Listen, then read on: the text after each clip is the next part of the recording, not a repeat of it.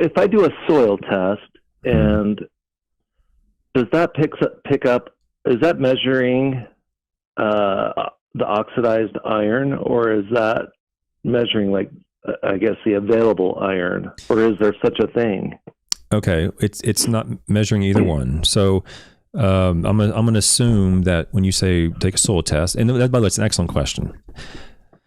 When you take a soil test, what a soil test is measuring is the extractable nutrients, and it's not just semantics. I mean, what is extractable is not only soluble. In other words, there's going to be some soluble elements in there, and but the soil test is going to extract that portion as well as a portion that's not soluble. Okay, and depending on where you live, different soil test extractants are better or more strongly correlated with the plant response. So Malic 3 might be the best option for someone in the southeast, whereas Bray or Morgan might be better suited to someone in Utah or whatever. So it kind of depends on where you're at. But this soil test is not going to test for iron oxide. It's not going to measure any of the iron from iron oxide for any meaningful sense anyway. And it's not going to measure just the soluble. It's going to measure soluble plus what's on the soil colloid. Okay. Uh-huh. So but having said that, the iron on an iron soil on a soil test is not well correlated with turfgrass response. I don't care if it's Malic 3 or Bray, or I don't care what it is, saturated paste or anything like that. It's just our confidence in saying that you need to apply it based upon a soil test is extremely low. I don't have hardly any confidence that when you pull out a soil test and your Malic 3 iron is 50, that when I say, you know what, you probably need to apply iron, I don't have hardly any confidence that I'm correct. Correct. I got it. Yeah, I might be correct.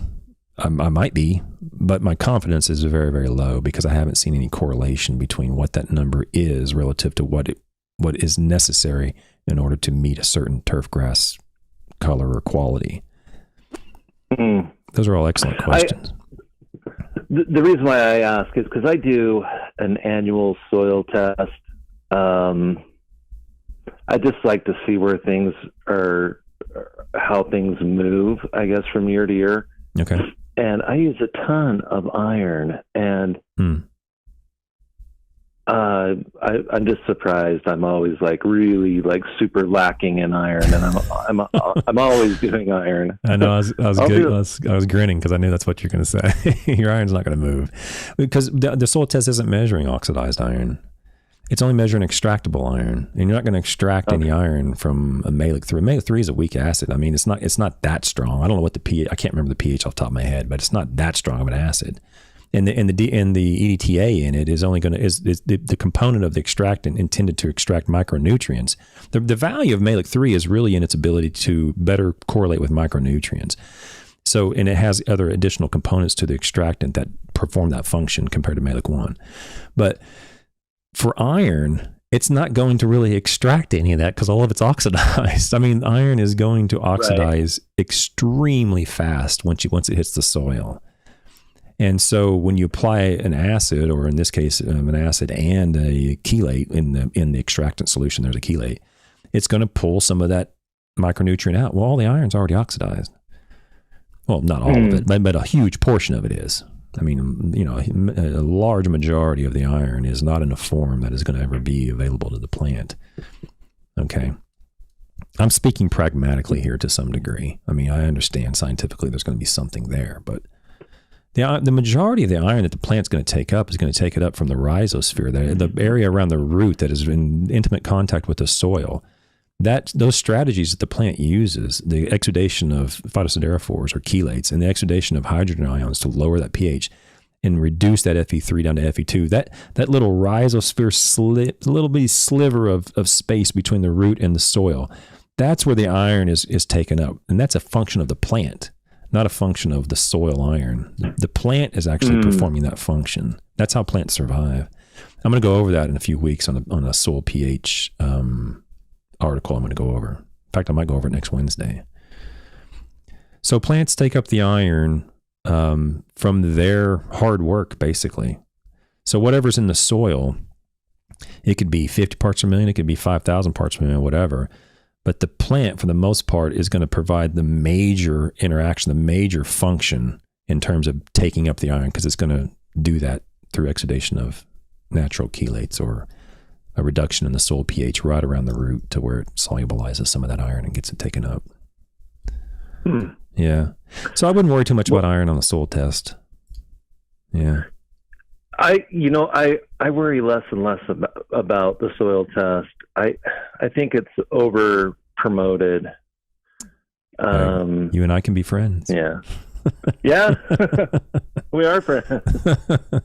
Yeah, no, I mean, I've been doing this for a long time, and I'm just becoming more and more convinced year after year that we really should just stop soil testing almost completely, unless we have a problem we're trying to diagnose, or we have a pre-existing condition. So for example, let's say, Matt, that you had, let's say your pH was 9 and your turf was horrible. Let's say that's the case 5 years ago. And over time, you've been lowering it down and your turf's getting a little bit better. And now it's like 7.5, right? It went from 9 to 7.5 over 2 or 3 years or 4 years of pH reductions. Your turf's looking better. Well, you have a pre-existing condition in that case. So I would recommend continuing your soil test, just like your doctor would recommend continuing your blood test if you have some sort of heart function and you're trying to track it over time because you've had a heart attack or you've had high cholesterol or something. I would continue to take the soil test because you've had a pre-existing condition that you're trying to keep track of, right? But in cases where the turf looks fine and you just want to know what the numbers are, okay, know what the numbers are, but I wouldn't have much use for a soil test if the turf looks fine and you don't have any pre-existing condition. I don't know. Yeah, I'm just becoming more convinced that that's the case. Sorry, go ahead. Yeah, I think the way that soil tests are, it seems a little bit flawed to me, because a soil test is going to, I think, like, show you the nutrients that are available. But if they're not available, doesn't that just mean that the plant or the ground and the microbes hasn't broken it down to that point where it is available? Well, okay. You want the scientific answer or the pragmatic answer? The scientific answer is soil tests don't measure what's available. Soil tests do not measure or provide a number about what is available. It's only what's extractable. So it's a key. Okay. That's a key, differentiation. I mean, we are simply extracting a portion of nutrients that are in the soil. Some of it was already soluble, some of it wasn't soluble and was extracted. And we are trying to correlate that with what we expect to see and what we anticipate the plant needing. The plant needs this much, and below that, when it drops below that level, we're going to see a reduction in some metric of the plant. So, okay, we've correlated that. Okay, so if you drop below 50, we're going to consistently see a reduction in turf quality of some elements, pick iron, for example.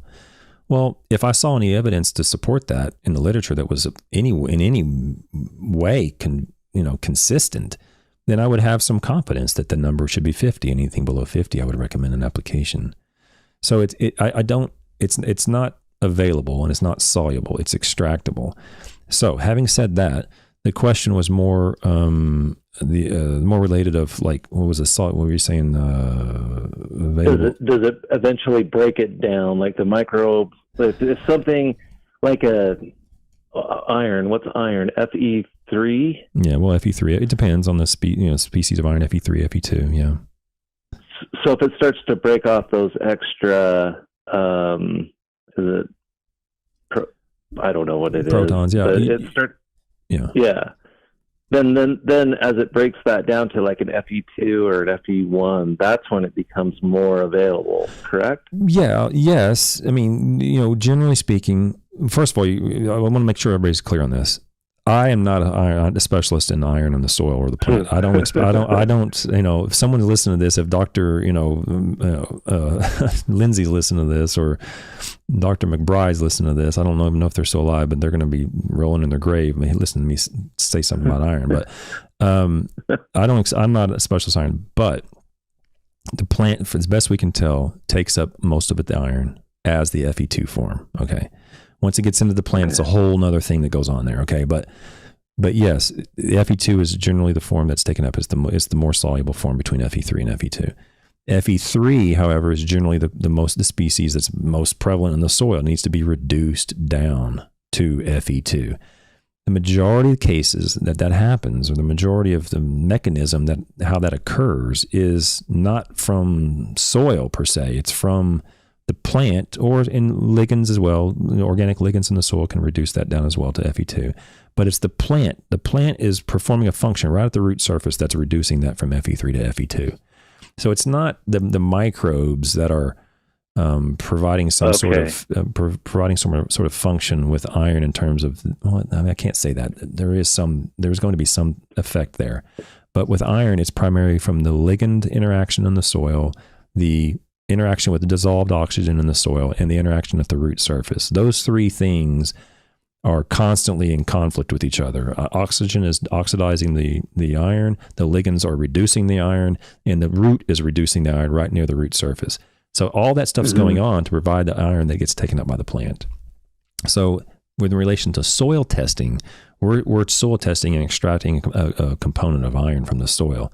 We're not speciating it. We're not knowing whether it's Fe3 or Fe2 or whatever. It's just whatever we extracted, and it goes onto an instrument that burns it, and it burns all the iron that was in it, whatever species it was. It's sort of irrelevant to some degree because we just want to correlate that with the plant, and we haven't, as far as I know, we haven't consistently seen that to be reliable. So I wouldn't use any soil test to apply or not apply iron.